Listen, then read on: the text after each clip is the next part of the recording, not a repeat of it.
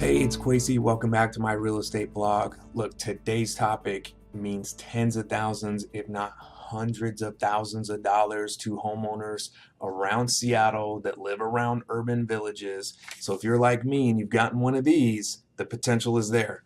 So while you can go to those town hall meetings, those are very informative. I've already been to one. We also have another one coming up. I'm going to tell you how you become the most informed homeowner going to those meetings so that you're setting yourself up for success. Now, this program that I'm talking about through the city of Seattle is called HALA. No, I don't mean like holla at your boy. It's H.A.L.A, which stands for Housing Affordability and Livability Agenda for the city of Seattle. And all the program is they are increasing or upzoning potential properties. So what I'm going to do is walk you through a few different things that you need to know in order to be the most informed homeowner and make the most amount of money off this opportunity if that's what you want to do. So the first thing you need to know is your lot size and by square foot and what your zoning is going to change to. The reason you want to know that is because every square foot is going to count, because if you end up with one less lot, that could mean a lot of money. So make sure that you know exactly what your size is of your lot as well as what your zoning is changing to. If you are thinking about selling off to a builder or developer, you're also going to want to look at the comps. So what are new construction townhouses and row houses selling for in your area? You can also look up duplexes, triplex, fourplex. If there's new construction in your area for those, you're going to want to run those comps. The reason that you want to know that is because a builder is going to come in with a very simple formula for figuring out how much they're going to pay for that piece of property. What they are going to do is they're going to look at the comps. They're going to take a look at their cost to build. So how big of a townhouse or row house or duplex or triplex can I put there? How much is it going to cost me to build that? What's my profit margin? So ultimately, what am I willing to pay for this piece of property or this house or this land, whatever it might be? What can I afford to pay for that? And you want to compare apples to apples. So like for me, I'm going to be able to put two townhouses on our back lot.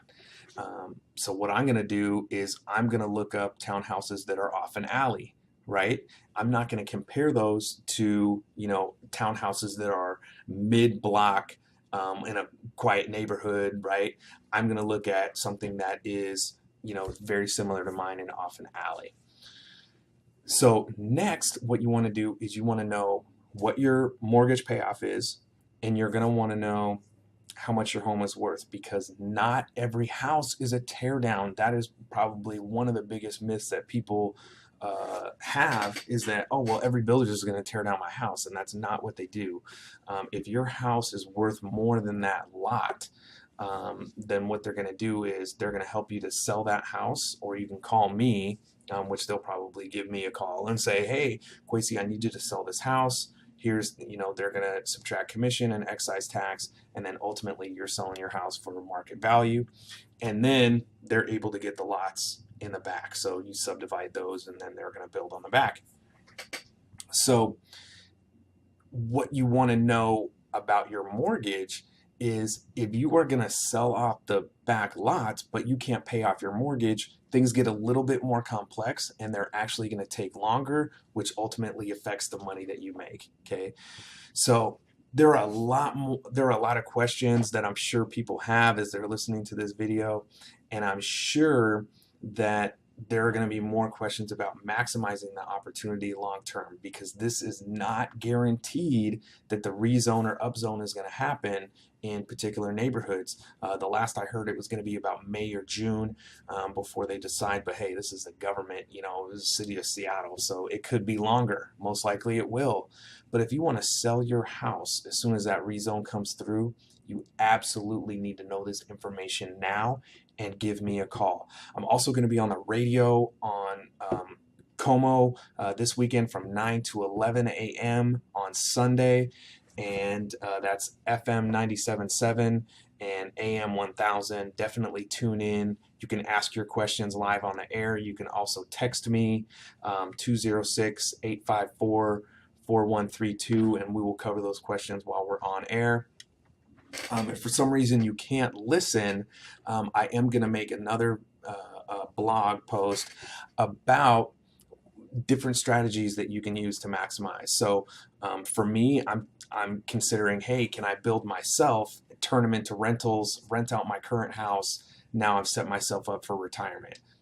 Hey, it's a possibility for me, it's a possibility for you. Maybe you're going to build in the back and you're going to sell them off. Maybe you're going to partner with a builder. Maybe you're going to just sell off the lots and pay off your mortgage and live mortgage free in a house. Hey, that'd be nice too, right? So there's a lot of options. And like I always say, there's a lot of steps to buying and selling a home. The one step that you need to remember is give me a call and I will help to advise and guide you through the rest of the process. Thank you so much for listening.